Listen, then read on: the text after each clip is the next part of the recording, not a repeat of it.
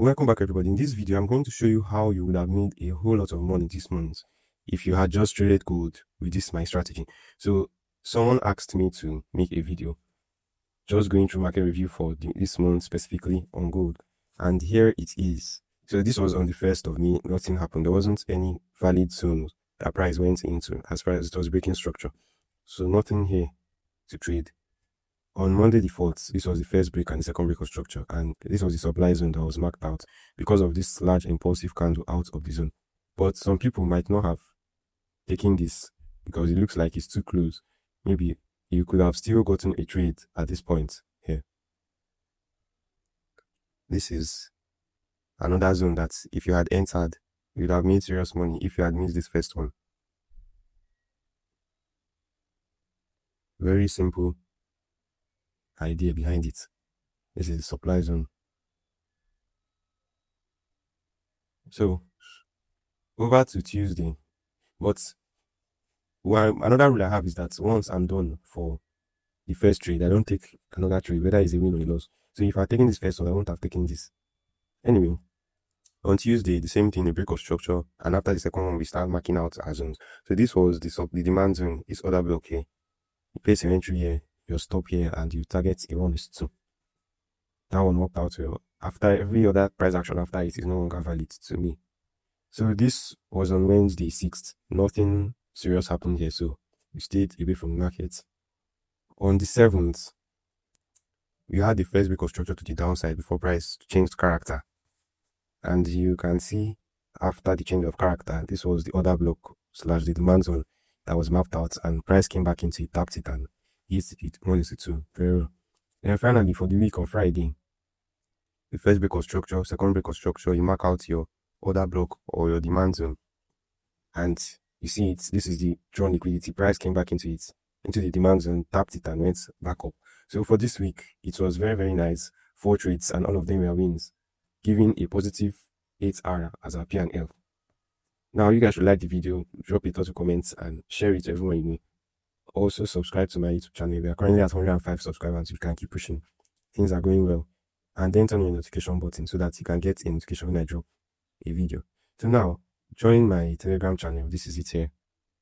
And follow me on X. All the links will be in the description. So, back to the charts. Starting with the new week, this was on the 11th of May.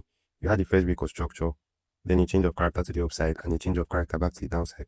Now, as price was changing character 3 times, there was no valid supply or demand zone that was printed for us to enter from. And that was how we were still here, because it would have choked us out. Anyway, on Tuesday, this is it. First break of structure, second run. Now, some people could have easily taken this as the place to trade from, which if you had done, you still would have made money. But it was still too small, so you had to wait for a new one, which is the supply zone here. It was liquidity, and it still worked out well. So Wednesday, you had the first break and the second break of structure. Now, after the second one, there wasn't any valid demand supply zone to sell from here, so nothing happened there. On Thursday, the first break, and then price change character, marking this out as the supply zone, and it tapped it very, very slightly into it and came in for another extra 2R row.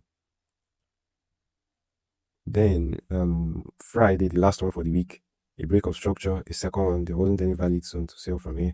So we waited for the third break of structure, and this supply zone came out beautifully well. So this is the liquidity. Entry here, take profit here, target it. Entry here, stop loss here, and take profit here, and it hit it well. So for this week, we had 3 trades, 3 wins, no loss again, and no break even. So we had plus 6R in addition to the 8R we made in the first week. So entering the third week, this was where the winning streak ended. On Monday the 18th, a break of structure and the second one. Now, this was supposed to be the demand zone that we would buy from, which held. But the reason I didn't buy from here was because price came here. And then, I guess, the only reason I actually took a buy from here was because there was this large impulsive candle to the upside that broke this level here. So it just felt like, okay, since we've had a hesitation and then a massive push away from it, this is a valid demand zone. Same thing also happened here. These were a series of hesitation candles with a massive push away from it. So they were both valid. Why? Another reason I shouldn't have taken this trade is because the second bearish candle didn't close below the close of the first one. If you can see, they both closed at the same place. But why I also took this one was because it seemed like this candle's week here took out liquidity. So it just felt like, okay, it was a safe place to buy from, and it didn't work out well. So that's the loss there. On Tuesday 19th, first break of structure, second break of structure. Now, there wasn't any valid zone to sell from. Third break of structure, if price had come all the way back there before evening, this would have been a valid place to sell from, but it didn't work out. Now, on Wednesday, we had a break of structure to the upside first. Then price changed character. There wasn't any valid demand supply zones here. If price had broken this level, as in closed below this point here, then we would definitely have used here as the new supply zone. But because price didn't break below here and close, it just broke it and went back up, weakening it. In other words, taking liquidity. So this was not a good place to sell from, and we didn't take the trade. So price later came back and changed character. Now on Thursday, we had a move up before a first break of structure, and price changed character. Now there wasn't a valid supply zone here, so we're there for the next break of structure, and this was the supply zone, this point here. Enter at this level, stop loss here, and take profit at 102. So that is another win. Then on Thursday, nothing really happened. We had a first break of structure on the downside. The reason the supply zone was not valid for itself because it was just after the first break of structure. So we needed another break of structure or a change of character, which finally happened here, and there wasn't any valid zone to sell from. So no trade for that day. And for this week, we just had 2 trades, 1 win, 1 loss, no break even. And PNL ended up in plus 1R. So 8R plus 6R plus 1R. That's a total of 15R. Now, the final week, Monday 25th, first break of structure, second break of structure. This was the supply zone here that was marked. And you can see it worked out well. This is actually a very, very powerful strategy if you try to learn it well. The only problem is that it can be really stressful, especially if you're not constantly on the charts. You definitely have problems. You will miss some trades. I've been missing some trades too. And it's mostly the ones that play out where for some reason that actually you miss them. But anyway, if you're constantly available, ready to analyze, this is a very, very powerful strategy. It is, especially on Go, I think is most dangerous on Go because there are some other players that will be misbehaving, but Gold is, another thing is Gold is fast, so it works out well and fast. Anyway, on Tuesday, first break, second break, no valid supply zone. Third break, this was the valid supply zone, but price couldn't push itself a little bit more into the zone before selling. So it just sold before it could trigger. So that was a missed entry. On Wednesday, break of structure, second one, there was no valid supply zone here. Price came back to liquidity and broke structure to the downside again. Now, this was the valid supply zone after this large impulsive candle, but price couldn't go all the way there to sell. I wouldn't call this a missed entry. Okay, we can still call it a missed entry because it actually went up, but it couldn't reach there. Anyway, on Thursday, another thing to know is that it's not, in most days, you will not actually get pairs. Now, I'm not saying that this is how good always is, or the strategy is always this strong every month. It's not. Some months, it will not end well. Other months, it will end super well like this now. But this month was very strong. So, first break of structure here, there for the second one, which is the change of character. And this was not a market condition we want to enter in. So, that's that. Finally, on Friday, 29th of May, first break of structure, second break of structure. This is the demand zone after the impulsive candle. You enter, place your stop here, target 102. And that is it. C'est fini. So, for this week, 2 trades, 2 wins, no loss, no break even. Positive 4R for the week.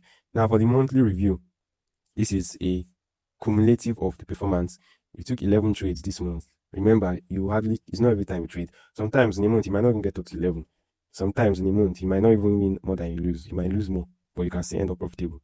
You can still end up at a loss. Nothing is guaranteed. So, just always, in everything, always practice proper risk management. No matter how solid, even in this month that it performed very, very superbly, you're still supposed to exercise proper risk management because anything can happen. So we had 11 trades, 10 of them were wins. That is a 90+% win rate for the month.